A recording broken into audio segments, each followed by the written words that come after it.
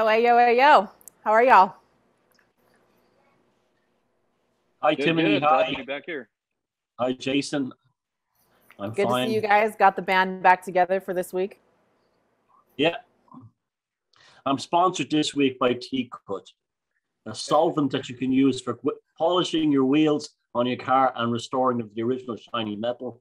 And it will also have you singing ABC tunes at 4 o'clock in the morning hanging out of a lamppost. And because it's a white solvent, you have to have it with seafood or poultry. And it makes a great carbonara sauce. What's the shipping and handling on that? Don't mind me. Order details? An automotive supplier near you or a drug dealer near you. Make sure you say Thomas's name. Yeah. All right. How's everybody out there in the greater worldwide of the side chat? Good. Pretty cool. The weather's lovely here, and I've had a very productive day, and I like when things get taken care of and done. And I hope you guys are well too. Yeah, doing good. Weather's cooled off a bit. Still got smoky atmosphere up there. A little bit. It's cleared out, but there's another big California fire, so we might get it again in a few days. We'll see. I'm hoping it stays away though. It's too harsh on the breathing system. Yeah, I can imagine. Yep. And your eyes, imagine poor eyes. Yeah, lots and lots of eye drops and anti-allergy. Chat. Hi, Cliff. Let's see. Hi, Helen. Hi, Kathy, the meme queen. We've got Claire again, as usual, the first person to show up and comment. And thank you always for the lovely compliments on the music. I'll start switching those tunes up a little bit so you don't hear the same elevator music every time. But hey, thanks everyone for tuning in on the live chat on Facebook today. And yeah, Cliff, it's cool. We're doing these live here on Facebook now. We eventually want to start streaming them live to YouTube as well. It's just, getting all the logistics for that worked out. Oh no, did Thomas fall over? No, I was just hitting the T-Cut. Oh. Remember? Get T-Cut. That way tea gets its cut. This evening, I'm sponsored by Corona, the beer. Oh. You get coronavirus off that. Do you remember that shit when people were stopped buying it because they thought it was coronavirus was in it? Yeah, I bought it for the talismanic purpose of that. I'm like, I'm going to just start drinking Corona all the time now. Well, my other sponsor is Stella Artois, known in this part of the world as a wife beater. Delicious beer, that is. Looks like my mom just tuned into the chat. Hi, Mom. Thanks for coming in on Facebook today. Hello, Jason's mom. Hi, Jason's mom. And everyone else. I'll be respectable from now on, okay? No. You do things. Thomas might be singing to us a little bit today, so keep that up. Keep that energy. Keep that same energy. We got some really good ones for you guys today. We managed to scrape up a few bangers, so we're going to hit up with this one first.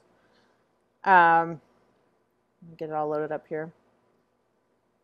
By the way, if anybody is from Louisiana or had to leave Louisiana, we're sending lots of good thoughts and all that stuff to you guys, and hope you're safe and evacuated. And if you weren't able to get out and you're happening to see this, I hope you're safe. What's happening in Louisiana? They're getting hit by Hurricane Ida, which is also, it did landfall yesterday, which was also the 16th anniversary of Katrina. All of New Orleans was out of power. It's a disaster. It's almost as bad as Katrina was. Wow, that's horrible. I have a few friends who live down there. My old New York friends, they moved down there because it was cheaper for bands and musicians to live. Wow, I hope. Yeah. Well, that's bad news. Sorry. Yeah, I've got quite a few friends that live down there too. And luckily I've heard from all of them. They're all doing all right. So just for those that maybe, there was quite a few people that weren't able to get out for monetary reasons or things like that. So hope everyone is okay. Okay, so this one comes from August 27th. It is posted from Weatherboy. It says, solar flare erupts from the sun, triggers solar tsunami, blast heading to Earth. According to the National Weather Service's Space Weather Prediction Center, a C3 flare erupted from sunspot region 2859 on the sun on August 26 and appears to have sent a solar blast towards the Earth. The SPWC, through analysis of available imagery from the SOHO-LASCO instrument, confirmed a partial halo CME took place. In a statement released by the SWPC, analysis and modeling are now underway to determine if there may be any possible geoaffective component to this CME. It appears this solar explosion set off a solar tsunami. A solar tsunami, also known as a Moreton wave or a Morton-Ramsay wave, is the signature of a large-scale solar corona shock wave generated by solar flares. Initially spotted in the late 1950s, technology deployed by NASA in 2009 confirmed the presence and the mechanics of such a tsunami. Unlike a wave of water in the sense of a traditional tsunami, a solar tsunami is a wave of hot plasma and magnetism, roughly 62,000 miles tall, which races through the solar system at speeds of around 560,000 miles per hour. Now we know, says Joe Gurman of the Solar Physics Laboratory at NASA's Goddard Space Flight Center, solar tsunamis are real. NASA's Solar Terrestrial Relations Observatory confirmed the presence of a solar tsunami in 2009. The Twin Stereo spacecraft captured the unexpected eruption of sunspot 11012 in February of that year. The blast hurled a billion-ton cloud of gas into space and sent a tsunami racing along the sun's surface. Stereo recorded the wave from two positions separated by 90 degrees, giving researchers an unprecedented view of the event. It was definitely a wave, says Spyros Patsoukoros of George Mason University. He's lead author of a paper reporting the finding in Astrophysical Journal Letters. Not a wave of water, but a giant wave of hot plasma and magnetism. The technical name is fast mode magnetohydrodynamical wave, or MHD wave for short. The one Stereo saw climbing up about 60,000 miles high raced outward at 560,000 miles an hour and packed as much energy as 2.4 million megatons of TNT. And now it appears the CME from region 2859 initiated a similar solar tsunami today. Scientists are working now to determine what kind, if any, geomagnetic storm will unfold from this solar tsunami. While an earlier CME impacted the Earth early on August 27th, setting off a brilliant aurora show at northern latitudes, a more significant event could unfold with this solar tsunami. Geomagnetic storms are rated on a 1 to 5 scale, with 1 being the weakest and 5 having the most potential for damage. Even a G1 geomagnetic storm could create issues. There could be weak power grid fluctuations and minor impacts on satellite operations. Aurora, also known as the Northern Lights, could be visible at high latitudes from northern Michigan and Maine to points even more north. Impacts and aurora change as the geomagnetic storm scale increases. Dark regions on the sun, known as coronal holes, are one of the main drivers of space weather now, according to the Space Weather Prediction Center. Coronal holes appear as dark regions on the sun because they are cooler than the surrounding plasma and are open magnetic field lines. The sun's outermost part of its atmosphere, which is known as the corona, is where the dark regions appear. The solar corona was one of the main features of the sun scientists were most excited to study during this past solar eclipse. You are able to notice these features in extreme ultraviolet and soft X-ray solar images. Solar wind is always flowing from the sun and towards Earth, but coronal holes are known for releasing enhanced solar winds. Coronal holes can develop anywhere on the sun and are more common during solar minimum. One solar rotation of the sun occurs every 27 days, and coronal holes are sometimes able to last several of these. It is common to see persistent coronal holes at the north and south pole of the sun, but sometimes they can expand towards the equator of the sun, resulting in a larger region. Normally, coronal holes located near the sun's equator result in faster solar wind arriving at Earth. It is common to see coronal holes produce G1 through G2 geomagnetic storming levels, and sometimes, on rare occasions, upwards to a G3 level. NOAA forecasters analyze these features and have taken them into account during each forecast. If Earth is experiencing the effects of a coronal hole and a coronal mass ejection is forecasted to impact Earth, the combined effects could result in a more significant impact and more intense geomagnetic storming. Analyzing data from the Discover and ACE satellite is one way forecasters can tell when the enhanced solar wind from a coronal hole is about to arrive at Earth. A few things they look for in the data to determine when the enhanced solar wind is arriving at Earth is solar wind speed increases, temperature increases, particle density increases, and interplanetary magnetic field strength increases.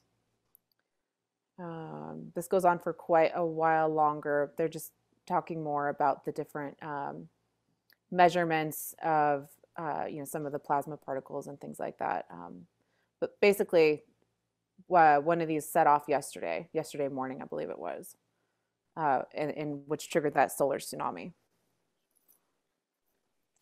Yeah, I think Ben Davidson has been saying a lot about this on his Suspicious Observers channel. I know he put out a video this morning talking about it, and I know somebody in the group posted something about there being a radio blackout somewhere on your side of the planet, Thomas, near, I want to say it was more towards Eastern Europe. If you're in here in the chat, just let me know where that was. I think it might have been either Claire or someone else posted this morning. It might have been Elaine. But yeah, somebody posted about that, where there's just, you look at the map, there's just this big spot where there's a bunch of radio blackouts going on. And I also saw another report too that, I don't know if this is related to the hurricane over here in the US, but there was like a national 911 server outage going on. So these geomagnetic storms can really affect electronics and data communications things. And just like you were talking about in your video, Thomas, from a few years ago, as soon as something like this happens, it's just, no more digital infrastructure like this. Yeah, I read this article this morning about 4 a.m. and I went outside to see if there's anything out there, and there was a strange light over it was like a pinkish light well before dawn, but you couldn't photo. One of these things you could only barely see it. You couldn't photograph it or anything like that. I don't know if that was some kind of aurora, but it was definitely an anomaly that showed up very quickly after this thing happened. I saw a kind of a video from the solar satellite of what it looks like, and it's really impressive and quite terrifying. It's like the sun. Literally, what they say is solar tsunami. It's just a point in the middle of the sun, and then this thing radiates out like a wave, and it looks like almost like somebody drew a bow and fired the arrow, and then the bowstring coming back as the engine as the tension releases it towards it. And it's like it was deliberately fired at Earth, and here we are, the Corona thing and all the, Corona ejection, and it's just so weird. It's only a matter of time for one of these things hits us dead on. But I really got the impression it was like the sun was firing an arrow at the Earth, and you just don't know, really, do you? And I went looking online for more information. I found that article, actually, the one that Timony read out. I read it all, and a few others connected to it, and I found them surprisingly vague, as if these scientists don't even know themselves. And also, I'd like to know more about why the sun is doing this and what the effect on the sun is. We hear so many things about solar minimums, solar maximums, but this thing is like something from outside the pale of all that stuff. So I'd like to know more about that, why the sun is doing it, what's happening. Is this a precursor to something else? But the fact that it was magnetic, I found very interesting, because that's going to directly affect on the magnetosphere. Now, the magnetosphere is what stops us from getting burnt by the very deadly radiation that the sun sends out. So that's why we're getting an increase in temperature, because the magnetosphere is essentially pushed on, and it goes like a donut. And then the dangerous sort of like radiation, the real stuff, the Van Allen belt type stuff, hits the Earth in a lot lower quantities. I don't know. I'm very intrigued by the whole thing. I'm also very suspicious as why the actual people who should know all about this are incredibly vague about releasing information about it. Yeah. And what you said about the magnetosphere too, I know we had another minor solar storm. There's like a KP index of 4. I want to say it was last week sometime. And that was the same time that as soon as that hit, the Renfielding on Facebook just went off. Yeah. And even the drivers out around town, we're just being really aggressive. So I'd imagine that there's a correlation there between the psychic weather, the Renfielding, and, when the geomagnetic storms kick up. Just because, we've been talking about this with, magnetism being something that's used within, MK Ultra and that style of mind control. So I would imagine that our own magnetic shielding as beings within a body gets affected by these kind of solar storms. And like you're saying, this is part of a cycle that's ramping up. And I know on Suspicious Observers channel over there with Ben, he's got that whole nice playlist of basically how the whole thing works as a timeline with, okay, this whole catastrophe cycle begins with a certain indicators, and then more indicators come along to show that we're heading towards more of a catastrophe cycle again with the I think it's the 90-degree pole flip you were talking about, Thomas, and something like that with crustal displacement. But all that theory, I feel like Ben's one of the few people out there, one of the few scientific types that actually talks about this stuff in a manner that's from the same perspective that academics would talk about it, because he sounds kind of like a college professor, but he's not, he's not one of the people that's paid by academia to put this information out. So he's truly an independent researcher. And that's what I've always appreciated about his perspective on this. I made a vlog the other day on my own Thomas Sheridan channel about the connection, the sort of psychic connections between the sun and the corona thing. Having talked to a friend of mine here who pointed out that a friend of ours actually died after he went up on a plane going on holiday to Portugal after having the needlecraft. And it's almost like, out here all the pilots who've died. At first, I thought it was lack of oxygen or away from gravity and something like that. Now I'm starting to think it's the closer to the Earth to the sun, the more in danger you probably are of this stuff. And, this may explain that the sudden deaths of pilots at British Airways and the rumors of 40 dying at United Airlines that have been hushed up. Who knows? I mean, we have some very strange times we live in. I've been, it's almost like we're having this mythological recycling, a connection. It's like the coronavirus, the sun virus inside us, and they give it that name. I know that name has been around for years, though. I know that since the 60s, but the coronavirus, the corona around the sun, as the sun is acting crazy, and you have these billionaires flying rockets up into space as if they're getting ready for some kind of lifeboat emergency or something. And people have said, well, they could fly airplanes. No, the airplanes, if you had a tilt, you wouldn't know which runways were washed out all over the world. You might only have 1,000 miles of fuel. And the only safe runway you find out is 2,000 miles away. A rocket would be a much better, or a hot air balloon would be another good way to do it as well. But you might find yourself thrown all over the place. But I'm convinced that we're living in a kind of a mythological age. I really do. And I don't believe that it's just pure coincidence that we have the world under the effects of a coronavirus, where we're having a coronal mass ejection or coronal forces fired upon us. There has to be some kind of link way beyond than having similar names. And that's not to imply that the establishment and the globalists know it. You see, these people are like animals. They're subject to very primal fears, and they could be acting the same way birds do when they migrate, or fish when they migrate. They may not fully necessarily know this stuff themselves. We may be the ones who are really aware of it. But this is something, there has to be something deeper than just similar names and these things happening at the same time.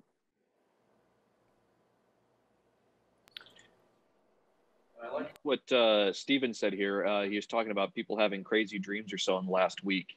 And I would wonder if there's a correlation here between the solar activity and geomagnetic storms and our dream state. Like, I know that I've been having lots of little tiny, real intense dreams, not the big epic journeys overnight that we have sometimes, but just little tiny bits and pieces of dreams that are very intense. But yeah, I would be curious to see if we all look at our dream journals and keep track of the solar activity. That would be something interesting to look at. I don't know if Thomas, if you or Timony have had your dreams. I've had the most spectacular dream of my life 3 nights ago. And when I say the most spectacular, I'm not joking. It was like a full-on Technicolor film movie that I watched from beginning to end in the cinema. And it ran in real time. And it was about building a house, building a mansion that everyone could go and live in. And I don't know, I've been talking about my dreams that I've been having over the last 10 years. And I've had these very traumatic and terrifying dreams about a house that I'm terrified to go onto the 3rd floor. And it's sort of like, well, it's all a subconscious thing and everything. And eventually I did conquer that in this house, this dream. But now it's gone beyond me entering this house where I had to battle my fears. Pure evil was in that house. I'm now building a house of my own in these dreams. And I'm making rooms for some people to live here and some people to live there. It's a huge mansion, like a huge brownstone townhouse. And yeah, okay, that's a neat dream. Obviously, that's to do with consciousness and creativity. But what struck me about this dream was the super cinemascope quality of it. It was not like a vague dream. I was sitting there watching a movie in perfect clarity. I haven't had a dream like that ever in my life. My dreams have been, and I've always been a really avid dreamer, and I always remember them from start to finish. But the past couple of weeks, again, I moved into a new house, so I don't know if it's just getting used to the environment here still, but um, I have not been able, I know I dream, but I wake up several times during the night. And the past week, it does not fail. I wake up at 3 o'clock in the morning and I wake up at 4 o'clock in the morning. And last night I had this really weird experience where, as I was sleeping, I would sort of wake up, uh, but I felt almost like I was being spun around. Like I wasn't sure. And I woke up laying diagonal in my bed, which that doesn't normally happen. But I felt very, out of sorts and disoriented, and I wasn't quite sure. That's very interesting, Tim, when you say that, because my sleep has been very poor for the last couple of weeks, and I found that I have to keep changing positions in the bed every night of the week. I have to sleep sometimes on my head at the foot of the bed for a couple of hours, and then at the top of the bed. And I'm like thinking to and I was quite frightened by this. Well, worried about it. Like I was waking up with kind of a sense of I mean, I didn't want to go public about this in case it was a psychic attack, but now you said this, I'm kind of like feeling more comfortable about it. I find myself sleeping in the wrong side of the bed, as if I'm trying to orient my body to a new magnetic field or something. And what I find is I have this sense of almost my nervous system is out of sorts. Do you have that feeling? Yes, Like 100%. especially in your legs. And I've been peeing an awful lot. Now, I know I'm not getting any younger, and you do tend to pee more when you get older. But I mean, I don't, tonight I have a few beers, but like the last few months, I no longer drink a cup of tea before bedtime. And I found I was peeing constantly and getting up at 3:30 on the nail, and a 4:30, and then going back to bed and having switched the other end. And now I'm starting to think, is there something happening to the magnetic field of the earth that during these periods when you're away from the other side of the sun, on the direct opposite side, that it's actually affecting now our bodies and our nervous systems? And when I put my head to the end of the bed, now it's a feeling of instant relief. But the weird thing about it is, as morning comes, I have to go back and put my head back at the normal side of the bed. Yep. It's very strange. Yeah, it felt like a whirlwind. And like my body was being magnetically changed position in my bed against my will type. I wasn't doing it. It was really, it was weird. It was really uncomfortable. It was uncomfortable. I'm glad you said that, because that's exactly has it been like that for you, Jason? Yeah, it's been like that for me as well. And it happened to me one night, and I thought it was just because I was drinking. There's people over and I needed to like lay down, and ended up laying down on the bed the wrong direction, like that I normally would. And I woke up again at 3 o'clock in the morning needing to pee. And I'm like, why is my head facing this direction? Why do my knees hurt from them hanging off the bed? But yeah, the peeing thing, like it's straight up Austin Powers style when I wake up in the morning. You know how there's that scene where Austin Powers pees for like 5 minutes straight, and it's like that. Yeah. But that's amazing you've been saying that, because I was saying that to other people. I was actually a bit worried I might have type 2 diabetes, because that's one of the signs of it, a massive amount of pee coming out of you. But I didn't have any other symbols like tingling fingers or dizziness or loss of eyesight. But and also it doesn't run in my family, so it was highly unlikely. But I was peeing. Like if I had a cup of tea at 8 o'clock in the evening, I used to love a cup of tea before bedtime at like 11, 12. I'd have a cup of tea at 8 o'clock in the evening. Like I'd be up all night peeing like I've been drinking 10 or 11 cans of beer. It's the weirdest thing. And then going back to bed and having to put my head the other direction, as if I was trying to align myself with some natural disposition. So maybe there's changes in the earth's, maybe it's beginning, maybe the magnetic flip is happening.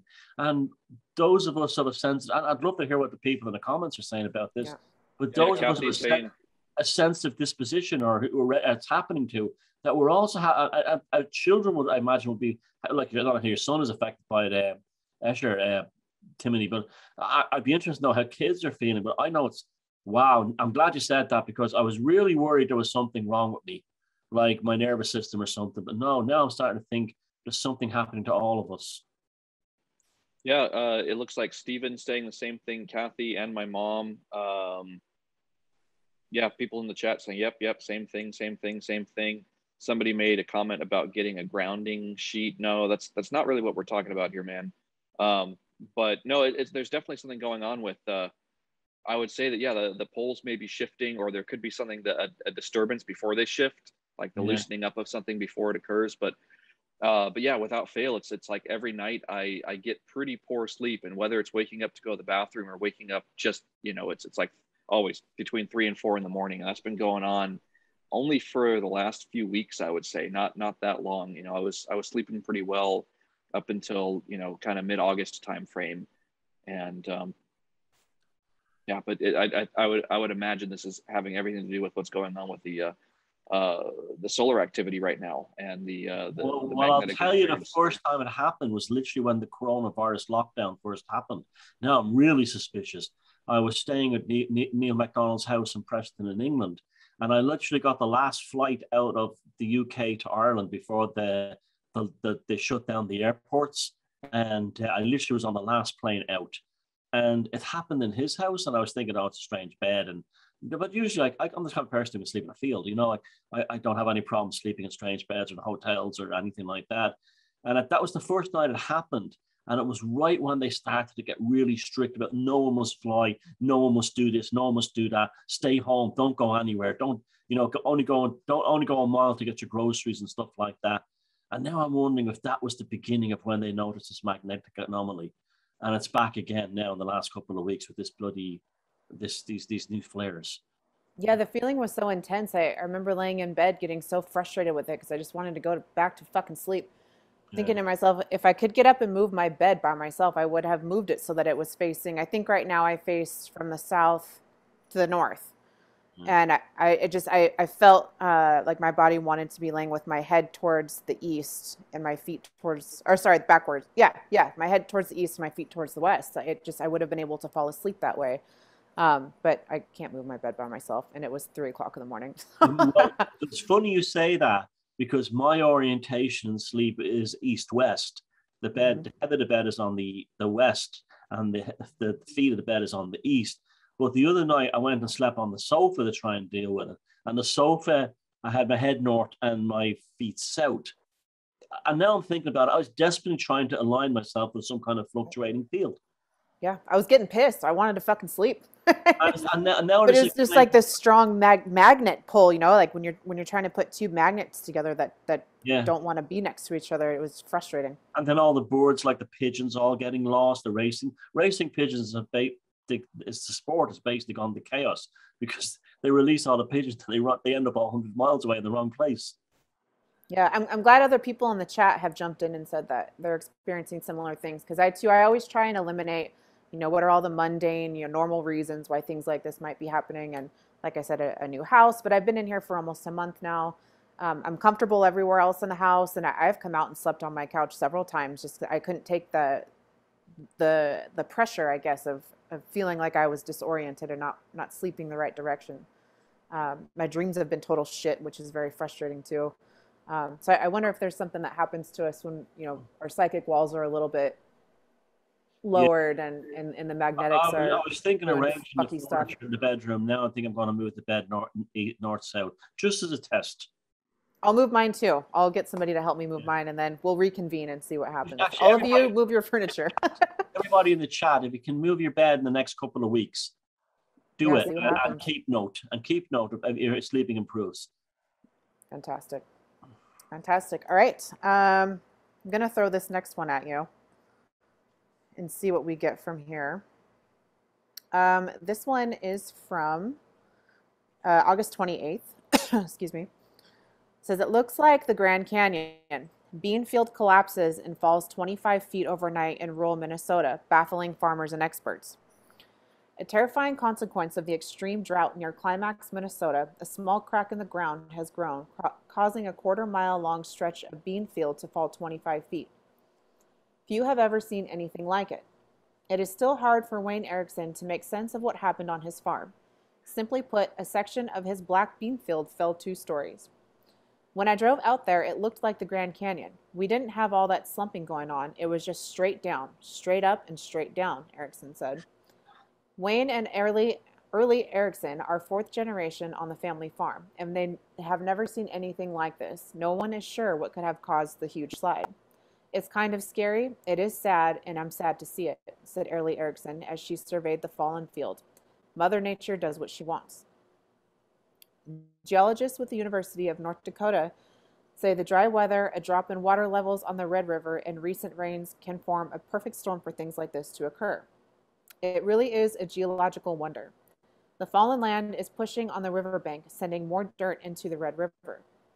Pictures taken from a drone piloted by Brad Thorson, a neighbor of the Erickson farm, shows a massive slide. There is a 25-foot drop in some places. Crevices are still forming as the land continues shifting. Soil experts are due at the scene to try to piece together how a bean field lost part of itself and left a wall of wonder for farmers to now marvel at. You should really watch the documentary film Mega Drought, Vanishing Water, and prepare accordingly. The extreme drought conditions and severe weather events are wreaking havoc on the farming industry around the world. These maps show you which U.S. crops will be wiped out by the current devastating drought. Let's see. And then they just give a bunch of links for where you can find all of these maps at. Now, I was talking to Tracy Thorndike the other day, and I would be really interested if she's watching right now to see if there's something that she could put in the side chat. She had a conversation with a soil scientist. Yes, she's going to be a guest on the show. Oh, fantastic! Yeah, perfect. Yeah, she just commented that the food is being destroyed in mass. Yeah, absolutely. Yeah. That lady, I met her. I forget her name. Maja. She's a Polish lady, lives in Ireland, and I mean, I spoke to her. I wanted her on the show. She's I have to book her, but yeah, she's an expert on soil, and we'll know. She was very interesting, but we'll hear her on the show. What you're saying about the water vanishing is something that's major. It's never talked about, and it has geopolitical implications, particularly for Ireland. Ireland has more water than any other country on earth. We have literally oceans of fresh water underneath this country. As the rest of the world's water is drying out, we may find ourselves being invaded in the same way they invaded for oil. And this is something I've been mentioning for years. Ireland is much bigger than the island of Ireland. We have a vast marine territory that goes out into the mid-Atlantic. Underneath that is freshwater lakes that, because all that rainfall has ended up somewhere. It's ended up under the country. And there's been articles in recent times, like the Saudis were saying the next big thing will be fresh water, and Ireland will be the country that will be the Saudi of fresh water. And you'll see like literally tankers taking fresh water out of Ireland. There was a reason why we're so green. And this is quite frightening, because you could have a situation where like someone like the US could invade us or take over our water and stuff like that. It always makes you wonder why the globalists have such a big interest in this country. But what's happening is, as the water dries up around the world, America's agricultural capacity is absolutely colossal. It's you think of America's industrial nation, but when you look at the agricultural capacity, it's gigantic. It's bigger than like Russia and China still. And they grow very hungry crops in America, wheat, corn, maize. These require huge amounts of water and huge amount of fertilizer, and it's pumped out of the ground from aquifers, and they're drying up and they're gone, and they're dissipating. And what happens? These caves under the ground, all you have to have is like a slight tremor, and they collapse and fall down. That's what happened to this man's bean field. It sounds. I've always considered the inner part of the Earth's the oil and the water and everything that's in there is like it's synovial fluids. Yeah. And when those things dry up, you get the Earth gets arthritis, and the bone density gets lost, and things start to crack and crumble and fall away and fall apart, and then it's crippling. Yeah, I remember flying over Texas a few years ago and seeing all these circular farms. There were circles in the countryside. They weren't squares, and apparently that's to conserve water. The circle actually makes a way. So they're desperate for water in Texas. That's how the farms here are too. If you fly over, especially the eastern part of Washington, where I live, I never knew such a thing existed until I flew over West Texas there, and that's directly a lack of water, because it's an efficient system of irrigation using less water. When I flew into Ireland, I remember seeing all of the farmlands were squares. Yeah, and rectangles. They're all circles over here. Yeah, which is totally the natural landscape as well when you think about it. It just looks pretty. But, it was more aesthetically pleasing for sure. Yeah. On top of the fact that Eastern Washington's not very it's not very green, very brown, lots of dirt and desert. But this water will be the oil of the late 21st century, and countries that have large amounts of water, like Ireland, like Scotland, like Norway, that we're going to find that we're going to have to play the game with the superpowers. So also, see, the Chinese are buying up everything here too as well, and the Chinese are basically taking up huge sections of the east coast of Ireland, and this could be their way of investing. I kind of worry about it at some levels. I mean, I hope we don't end up invaded that way. But when you have, literally, you have like a CIA writing documents saying we've got to take the water out of Ireland somehow. This is worrying stuff. And what you're seeing with that man's bean field that collapsed is that the ferocious agricultural output of the United States is a major country. You also don't have any soil. There's Kevin Miller, who told me, he made films on things like nutrition and stuff like that. He told me years ago that, and he made a film, Generation RX, about kids on psych meds. He said they're in the whole north of America, from literally the Arctic Circle in Canada all the way down to the south of Mexico. There's absolutely no selenium left in the soil. It's all been gone since the 70s, and selenium is a very important thing because it creates the binding fluid that holds your DNA together, and so this is why we're taking all these supplements. So right, the soil is dead. One of the best supplements you can take is a selenium and vitamin E combination. The selenium and the vitamin E are cofactors for each other. So we're eating food grown in soil that has no minerals left in it. So it's matter devoid of most nutrients that we need. We're all sick as fuck all the time. We're going to have Clive DeCarl on us. He's an expert in all this, coming up in a show next week, I think. Yeah, so the water thing is, I'm an old-fashioned environmentalist. I'm the one. We don't overtax the land. We don't farm it into dust. We don't throw heavy metals into river from factories. And that's the old-fashioned environmentalist I am. And yet the whole environmental movement is geared towards an obsession with carbon, when in reality there's far more greater problems, such as a lack of water and mineral depletion in soils. Right. If we see any more perfectly healthy 400-pound Americans, I'm going to lose my fucking mind. Well, isn't that the thing, that those people, they're not getting any nutrition? They're literally starving, and they're those people who live in McDonald's and eat like fast food, and they get volume, but they don't get minerals, and so they're literally starving, and they're very, very overweight. It's quite frightening. Most amount of nutrient, least amount of food. There's such nutrient dense foods out there that we still can be getting our hands on. Spirulina is a good one, and I had the regular news on the other day. I like to pop into that and just kind of see what bullshit they're putting out there, and they were pushing all the vaccines and all this stuff, and then they had a segment on spirulina, which is that single cell blue-green algae. There's a really great source of it in Klamath Lake, which is in southern Oregon. It's one of the cleanest lakes, and they were just very dubious and very skeptical, and the research isn't in yet, and the FDA has said be very careful, and watch the vitamins that you take, and probably shouldn't really even take vitamins. Just go to your doctor and get your prescriptions, and so just up your nutrient. You don't need a whole ton of volume of food. I love food. I'm not. I enjoy eating, but it's got to get the minerals in there. Like, keep it in mind. Yeah. Seaweed.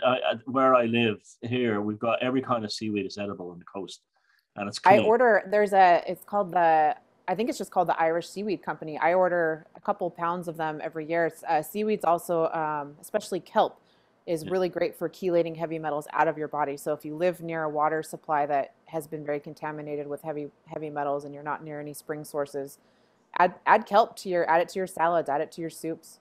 And dillisk is a very good Irish seaweed. It's very extremely high in iodine, and it's not that expensive. It's salt dried, and I It's actually the balanced iodine. yeah, and I actually use it instead of salt because you can actually sprinkle it on your food instead of salt because it has a flavor. So that's a very important one of seaweed if you get your hands on it.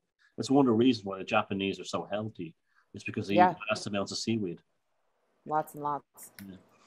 Tracy is saying that the UK are adding graphene oxide filters added to the domestic water supply, and not sure if this is happening elsewhere. So graphene oxide filters, is that the same component that they're putting in the needlecraft too, the graphene oxide? It allows absorption of certain minerals or something. Can you explain a little bit more on what exactly graphene is? I know that's kind of a buzzword lately, and I've seen it around. I just haven't really researched it yet. They've been trying to make it sound like it's some kind of miracle, but this is like asbestos. Okay. But don't take your vitamins; they're too dangerous. And don't take seaweed off the coast, which is free. It's very dangerous for your health. Tracy's saying yes, it's a conductor of electricity. Gotcha. Yeah. All right. Thank you, Tracy. Yes, it would have sold with a side dish of 5G. Oh, I love it. Okay.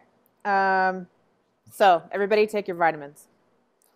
Okay, this one's, excuse me, from August 27th. So scientists identify massive ocean worlds that may host alien life. A new class of Hycean planets may have just expanded the definition of habitability. Earth is the only planet known to host life, which is why the search for alien beings has largely focused on worlds that appear similar to our own. But now, scientists have offered up a compelling new glimpse of extraterrestrial habitability.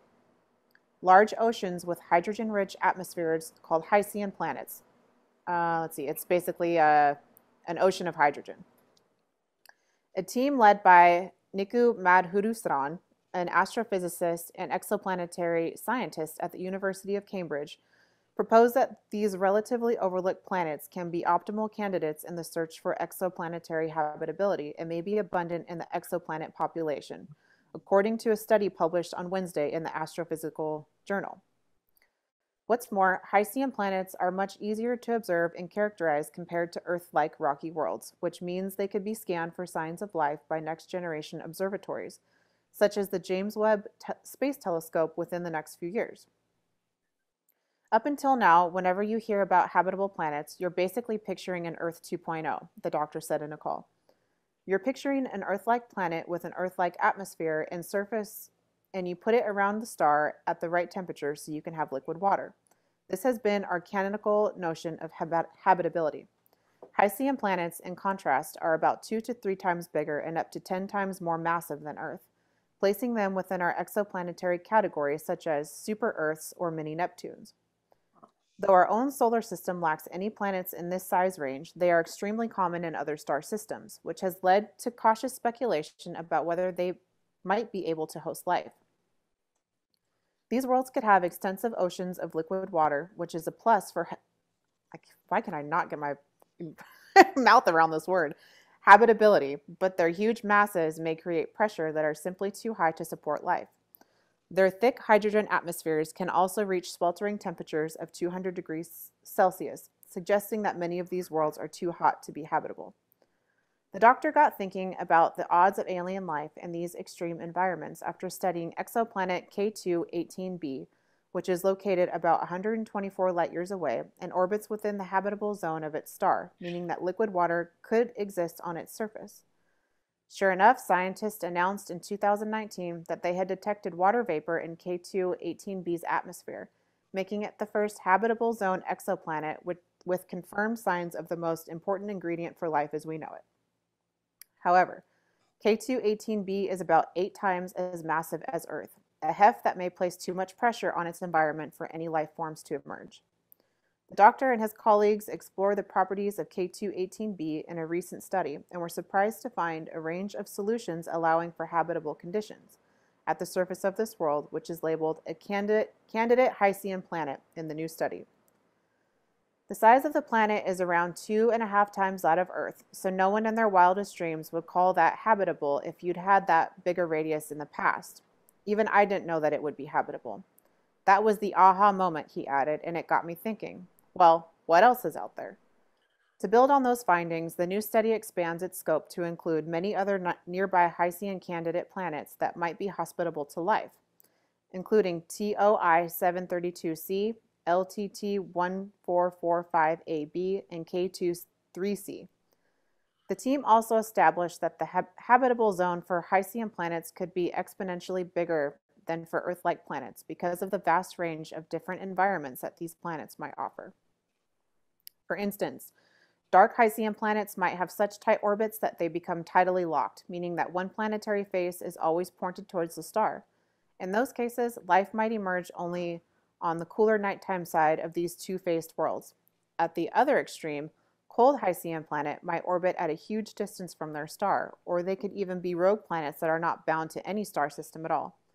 Heat generated by the hydrogen-rich atmosphere of these far-flung planets could potentially support some form of sunless life, according to the study. If you look at the extremes in pressure and temperature in which life can survive in Earth's oceans, those are the conditions we are imposing here. Temperatures around 122 degrees Celsius or 395 Kelvin and 1,000 bars of pressure are the limit in which extreme life can survive on Earth. As long as the surface temperature and pressures are below that, we're saying you could have that kind of life.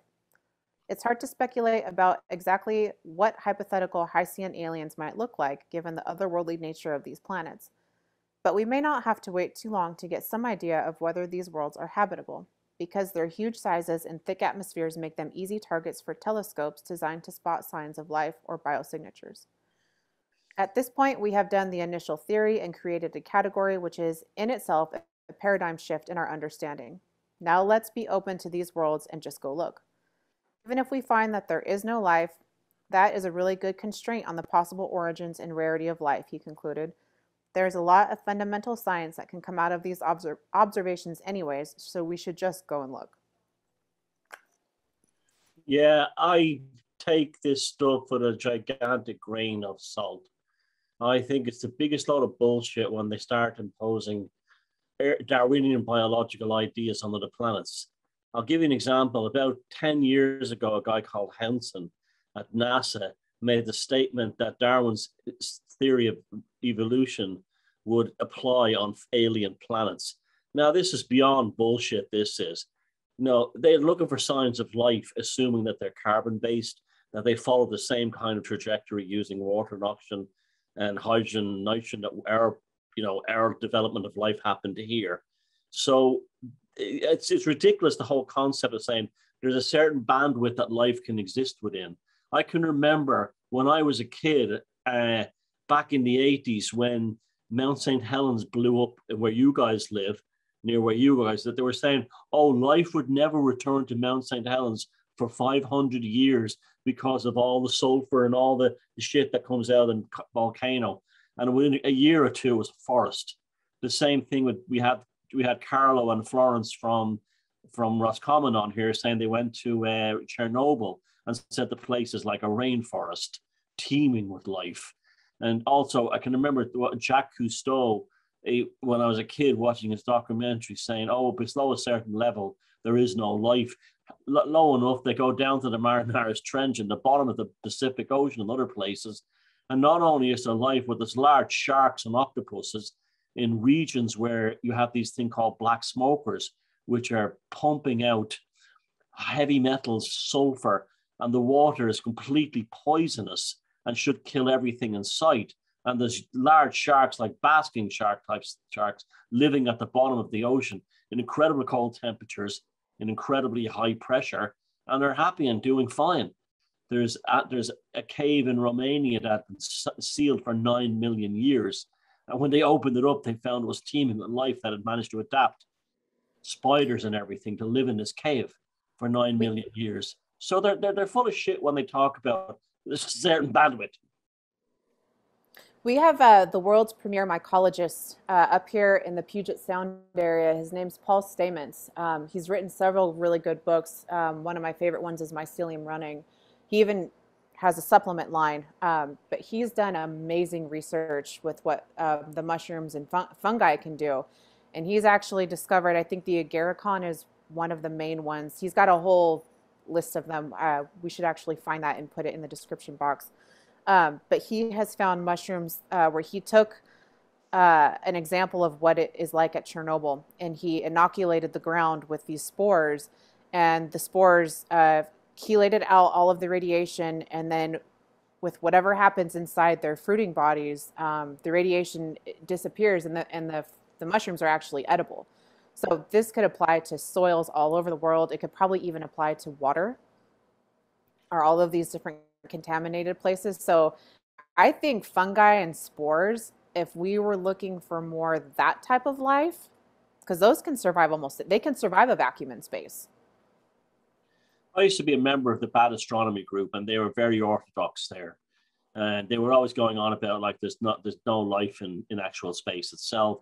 I was saying, like, if you flew say from well outside Earth, past the moon's orbit, a good bit out into the solar system with a petri dish on it, with a culture, I would be very surprised if you did not come back with something alive on it.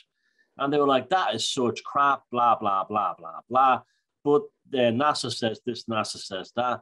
But then you look at, like, why the hell do they lock up astronauts in basically quarantine after the Apollo missions? Because they were terrified they were going to bring back what Alan Shepard said were critters that he saw in space. So, we are sold a crock of shit about life in other worlds and life outside this planet simply to keep these kind of Darwinist mullahs in their, theory of natural selection mode. Yeah, I was going to say the same thing, Thomas, that always bugs the shit out of me when they assume that Darwinian evolutionary model, anywhere you go, that life is just going to start as single cellular organisms that crawl out of the water and then eventually evolve and, grow spinal columns and everything. It annoys me so much because this rhetoric is everywhere. Like, just, you can always find an article like this every couple of months about, some new planet or on Mars. We're going to add one here for this week. There was there once life on the Mars's moon called Phoebe. I'm like, oh, this looks interesting. But the same thing again about there being a certain type of frozen water that may have been liquid at one point, hosting unicellular life. And it's just they're looking in these weird directions. But like the same thing you've talked about before, Thomas, though, with potentially octopus and creatures like that coming from maybe Europa or from another planet, that there could be, similar life forms that we find here on the planet that have been seeded here from, pieces of comet or pieces of DNA that have come into our atmosphere here and have ended up on the planet or have come in frozen. If octopuses landed here on Earth from, with their body frozen within ice or something, I would imagine there's stuff like that all over the universe. And just, the people that make these articles are just keeping it so that, their progression of a time scale of, life started from a single cellular organism X amount of years ago. And now here we are up through the age of progress and everything at the pinnacle of civilization, that everything we have now in present time is the height of technology, the height of evolution, and just keeping that time scale in check, which is total bullshit. When the Viking lander landed on Mars in the mid-70s or mid-early 70s, it had an experiment on it that was suggested by a schoolgirl, I think, in England. And it was quite simple, that the manner thing would pick up a piece of soil, Martian soil, put it in a chamber, and they would put nutrients on the soil. And if there was anything alive in there, it would eat the nutrients and fart. And then the chemical analysis, simple ones, would detect the farts. Well, guess what? It farted, right? It farted. Proving that there was something alive in that soil. That experiment has never, ever been replicated, as far as I know, on any Martian lander since. Yeah, and I mean, I definitely did that test on myself. I ate some shit last night. And definitely gave me the gas. But yeah, I don't know. These articles always annoy me so much. But it's interesting though that there's so many of these out there, and it's just I feel like as we dig through trying to find stories for this show, there's just so much information that gets suppressed, and then they're just stories that keep getting recycled over and over on kind of a loop. I think that there's a new AI software out there that can write articles for people. I don't know if you or anybody else here in the group has seen those ads on Facebook where it's like, oh, let AI write your articles for you. And I would imagine a lot of these that we find are just written by AI, just taking old information and rewording it through an algorithm. So, yeah, Matt Hansen at NASA also wrote a paper saying that aliens, if hostile aliens exist in other worlds, they will invade Earth for us not paying carbon taxes. This is when NASA changed in the 90s from a space exploration, interplanetary space exploration agency into a political party. And this is, I know I take the piss out of flat earthers and all this stuff, but they are right when they say NASA are full of shit. They're full of shit now since the 90s, since Hansen and all these globalists took it over and turned it into a political machine.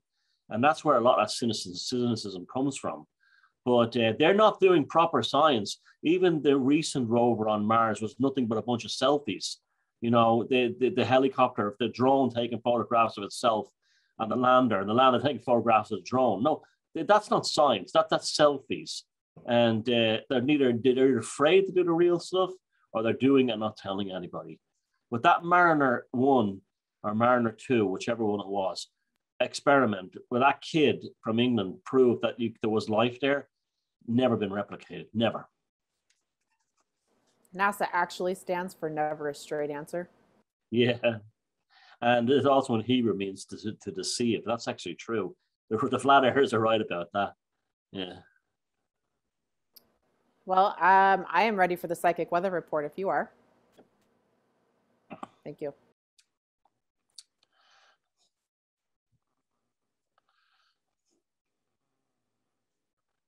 Do I rate the week in psychic weather?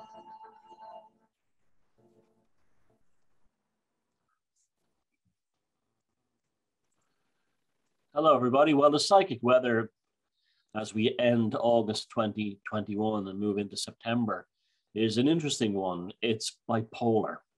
And by that, I mean there seems to be a lot of changes in states. We've spoken earlier on the show about the possible effects of magnetic changes caused by solar activity on personality behavior and so on. But I've been finding that people, including myself, it's like that Sting song, that's my baby. She's for all 4 seasons in one day. That's how I've been feeling for the last few days. I woke up, I could wake up feeling very grumpy. I've had terrible headaches. And then I'm okay. And tonight I'm quite almost like manic. I'm so happy and giddy like a kid. And tomorrow it could change again. So this could be caused by the actual solar activity. So when you get situations like this, I've had people say to me, like my girlfriend, she's going through a phase at the moment where she's up and down, or my husband, I always say, let it pass. It's probably it could be caused by lots of things. But that seems to be what the situation in the psychic weather is right now. It's bipolar. We're flying up and down all over the place. Like on Saturday, I felt very poorly. I felt Saturday morning, I spent all day with a lot of friends up here, and I just wasn't myself, and I felt I couldn't even bend. I was so stiff, and I woke up feeling terrible. And by 5 o'clock in the evening, I was jumping around like a teenage kid. I was like buzzing and manic, and I think that was definitely connected to my mental state. And other people I was with were going through the same thing. So I think that would be best way to sum up the psychic weather at the moment is anything can happen up and down, and it will pass. And that's basically the straightforward, simple psychic weather this week. Thank you very much, sir. That was... Sorry, jumped in there a little too soon. That was a good one. I have witnessed and observed people who are just being ravaged by their own poor psychic defenses and letting every little thing get to them and making mountains out of molehills, and just can't let things go. Can't ride the waves. Like you said, you wake up feeling terrible. So fucking what? You feel terrible for a while, you get up, you do something else, try and take your mind off of it. Have a cup of tea with your friends, talk to your friends, whether they're far or near. Try and shift your focus. Yeah. It'll pass. Don't get too hung up on it. It's not permanent. We're going through a fluctuation system, and eventually that will settle down to something more we can point a finger at. Yeah. Perfectly natural. Yep. Okay, so here's another one having to do with Martian moons. It says Martian moon Phobos could be home to extinct alien life from an ancient lake. A new JAXA study suggests. Mars' largest moon, Phobos, may have evidence of ancient life that went extinct on the red planet, keeping it in pristine condition for billions of years. Astronomers from the Japan Aerospace Exploration Agency, JAXA, believe that numerous asteroid impacts that have hit Mars over time could have displaced material from the planet and delivered it to its moons. Over the two moons Phobos, located only 377 kilometers from Mars, compared to the more distant Deimos, it is likely to have collected more debris from its host planet.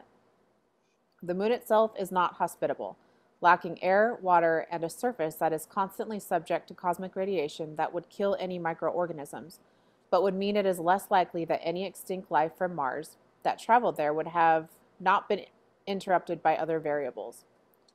Compared to our own moon, however, Phobos and Deimos are tiny, only 7.5 miles and 14 miles across. The dead biosignatures on Phobos, which JAXA have called Shigai, which stands for sterilized and harshly irradiated genes and ancient imprints, as well as Japanese for dead remains, could include sterilized microorganisms and potential DNA fragments. Scientists Ryuko Hyoto and Tomohiro Usui, in an article summary about the work, described the moon as an ideal natural laboratory. The Jezero crater on Mars is thought to be a likely harbor of extinct life, as it is believed to be the site of an ancient lake. Scientists think that its possible biosignatures observed in samples from the crater could also be on the surface of Mars, something they will know with greater accuracy when the Martian Moon's exploration space probe launches in 2024. If Martian life once existed and was widespread elsewhere on Mars, the chance that its dead remains, defined as Shigai in the paper because Phobos' surface is inhospitable due to radiation, exists also on Phobos is, in my opinion, relatively high. This is because numerous small asteroidal impacts on Mars eject Martian surface material, and the ejecta is relatively easily transferred to Phobos. The Martian Moon's exploration probe plans to collect a sample of over 10 grams from the Phobos surface and return it to Earth in 2029, where detection of a fingerprint of Martian life could be found from the study of the material. There is also the possibility that Mars never had life at all, but even if that were true, then these missions remain vital in understanding why such a close planetary neighbor has such an absence of activity compared to the Earth. It could also be the case that dead remains on the surface of Phobos or Deimos could have gradually decomposed over time. A potential explanation for an absence of life on Mars could be that it formed under a completely different environment from that of Earth, such as being more distant from the sun and suffering from a colder atmosphere. The early surface temperature or surface composition could also have been unfavorable for a life form to emerge. We still do not know what is the key conditions to have life forms emerge. In my opinion, if all the chances for finding life as we know it in the solar system, the surfaces of Mars and Phobos are our best bet. Who described the moons as potential time capsules of ancient Mars? After we have checked there, our next best hopes would be at the icy moons of Jupiter and Saturn, but those will be very difficult to check relative to the Mars systems, owing to their substantial distances and radiated environments. My question when all this stuff talks is, what is a moon? I've been interested in astronomy, and astrophysics, and cosmology since I was a kid, and I still haven't found a reasonable description of how moons come to be or what they are. I mean, the standard one has always been, perhaps it's a captured asteroid. Perhaps when the solar system has been formed, and the particles and the matter that came together to form the Earth formed a nearby secondary planet and was captured by the larger one's orbital gravitational pull and pulled it in. What is a moon? You know, like this is like something I had it in. I write in the beginning of the book Sorcery about a dream I had where the moon was brought, the Earth's moon was brought into manifestation by consciousness living at the bottom of the ocean, so it could create tidal fluctuation and settle down the Earth to create life. You know, what is a moon? Is a moon a captured asteroid? Why are they all so strange? Why does a planet like a moon like Titan seem sort of like, what's the word, gravitas superior to its home planet Saturn? Why does the Earth have a gigantic moon and most of the planets are very small moons? I mean, I find this stuff very interesting. What is a moon? And are moons like tumors of planets? That are moons something planets are creating to change their rotational speed or orbits and things like that. And I've always been greatly fascinated by the concept of what is a moon and why it exists. And these are questions I never asked. Is the moon the original planet? Like, for instance, and then Earth was spawned out of the moon, or planets were spawned out of the moons? I mean, you look at the moons, the colossal moons amount of moons that Jupiter has. There's so many, they don't even know how many they have. And they're all tiny. And yet Earth, the one planet in this solar system that has complex life that we know of, has an absolutely gigantic moon.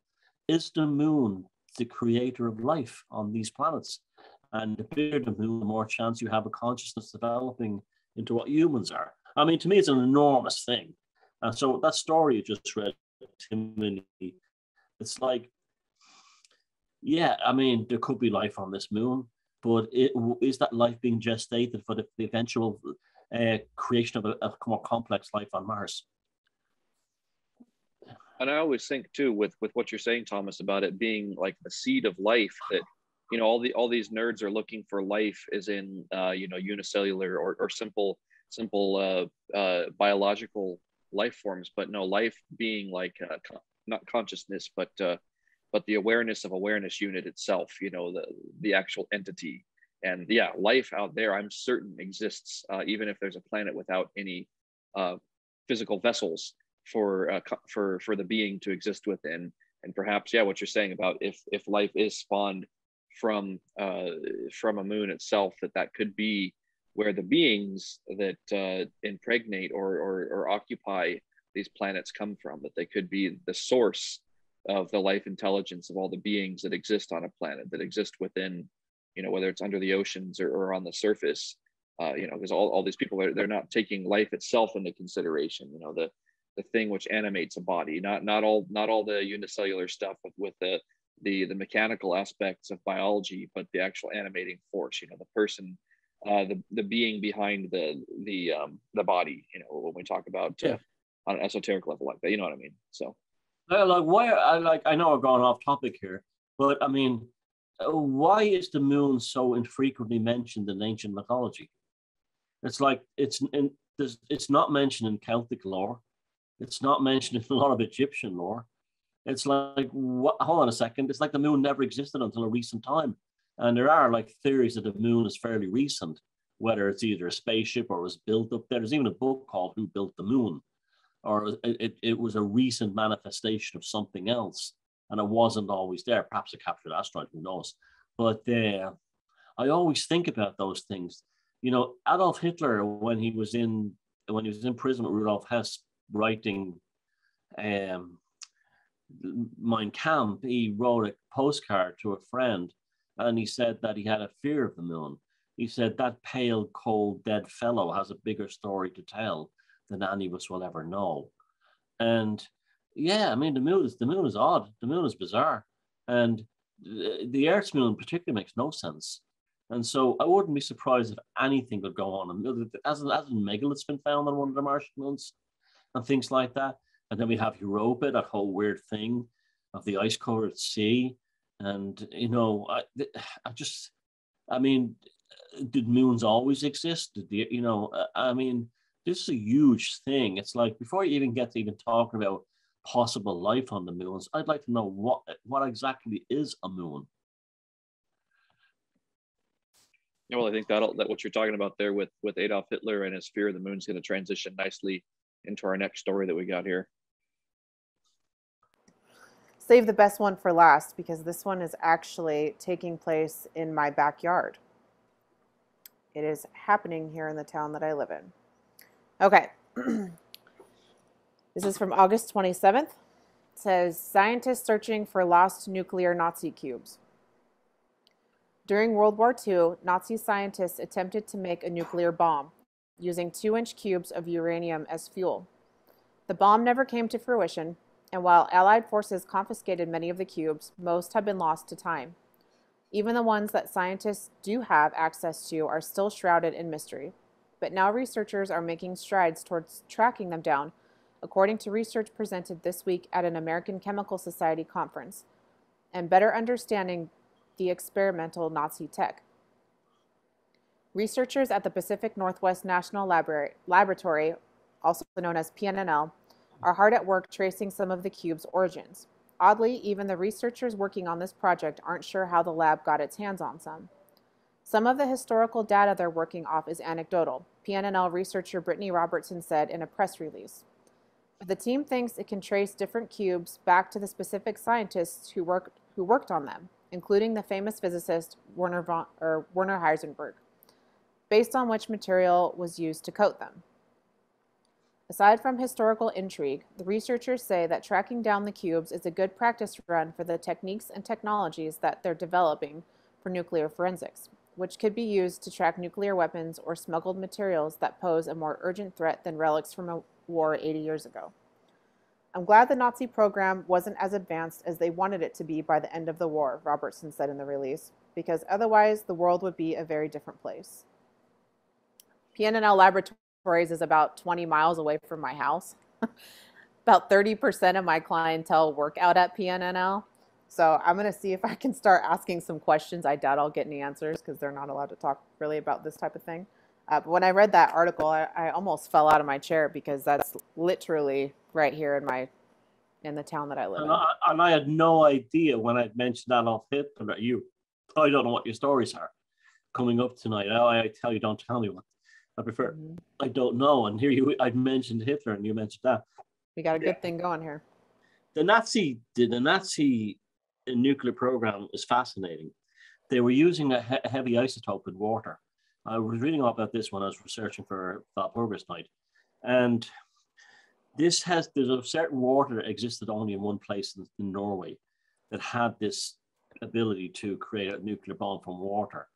And there's an incredible story. It's in a place called Telemark, where the Nazis were processing the heavy water.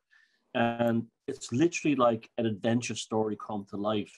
A bunch of Norwegian commandos were put in there, and they had to wait the whole winter long, killing reindeer and ice fishing and fighting off the Nazis. It's like only 5 of them. They're like all young guys in their early 20s. And their job was to make sure that the tanker wagon, what Americans call a boxcar, a tank car, the train thing, didn't make it to Germany. And these guys didn't. It's like if it was made to a war movie, you wouldn't believe it what these guys did. But they actually sunk the ferry in the fjord with the rail tanker of the water in it, and totally ended the Nazi program. It was almost like there was divine intervention helping them. But the Nazis had a whole different way of doing nukes than the West. Hitler considered that the standard model of plutonium from uranium was too Jewish. He called it jugular physics. He even called it a joke. And they wanted to do it a different way. So they're using heavy isotopes from water. Heavy water. And we're back to water again. And all the themes of these shows always seem to connect. But that's interesting that it's up the road from you. I had no idea that this research was still ongoing. Because not only did they sink the ship, but apparently the ferry, but at the end of the war, the RAF bombed Telemark and destroyed all the plans and everything. so it wouldn't get out to the Russians, because the Russians were just up the road. It's an amazing story. There's a Ray Mears documentary on YouTube, if you can find it, called The Heroes of Telemark. And it just shows these 4 or 5 young Norwegian lads who derailed the entire Nazi nuke program in this incredible mission that's almost like something from like a preposterous war movie, and it was true. But I had no idea this crap was still going on. It just goes to show you how far Operation Paperclip has reached, doesn't it? Right to your back door. Right to your back door. Literally. And I just find it so weird that they're messing around with this stuff now, and they say that it's, to help sniff out, nuclear weapons somewhere else around the planet. But it's like, no, what are they actually doing with this? There's always the cover story that they put out to the media, but it's so strange that what advanced technology exists within there. And my mind always goes to, like, they talked about having the Wunderwaffe, the wonder weapon, and how was that used? And I think that has something to do probably with time manipulation and or mind control, and what you can do with radiation and magnetism combined. That they probably weren't just working on a big explosive device with this nuclear technology. I would imagine they were using it also for fuel sources, the way that the Allied forces ended up using it for. So I'll just be curious to see what comes out of Timony's neck of the woods here with those researchers there. What new nuclear technology suddenly comes out of nowhere in the next decade, besides just nuclear technology for weaponry. But what other technologies will come from this if they're trying to reverse engineer this 80-year-old technology at this point? Well, during the 1930s in Ireland, the Germans were building big power stations here. They were commissioned by the government, companies like Krupp's and those big German engineering companies. And there's a rumor story, who knows if it's true, of a Nazi exploration guys that went around the stone circles of Ireland and discovered that there was a kind of a relay energy that bounced from stone to stone to stone. And they found that this could be amplified. And this actually was proven years later by the New Scientist magazine in 1982, did a survey of the rollright stones in England and found that a weird energy bounces from stone to stone and then spirals into the center of the circle and vanishes into another reality. It just vanishes. The energy vanishes. And the Nazis apparently discovered this, some Irish stone circles back in the British wouldn't let them in because there was, World War I, it's iffy. So they were able to get into Ireland to study the megaliths here. And apparently this was similar. They were developing time. There was a story of somewhere in near the Czech border in Germany, where one night everyone's car stopped and it went completely black in the middle. And the blackness was not caused by the lights going out. No, everything was black. People couldn't see anything. Their hands in front of their face for a while.